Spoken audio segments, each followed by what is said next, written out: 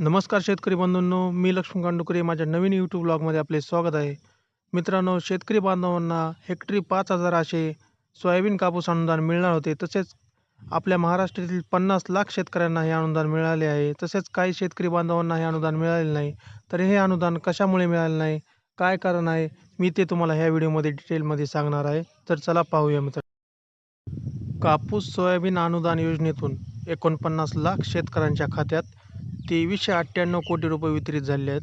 म्हणजेच मित्रांनो, आपल्या महाराष्ट्रातील 49 लाख शेतकऱ्यांच्या खात्यामध्ये हेक्टरी 5,000 याप्रमाणे 2398 कोटी रुपये जमा झालेले आहेत. शेतकऱ्यांना हेक्टरी 5,000 रुपये याप्रमाणे अर्थसहाय्य करण्याबाबत कृषी मंत्री धनंजय मुंडे यांनी कार्यवाही केली होती.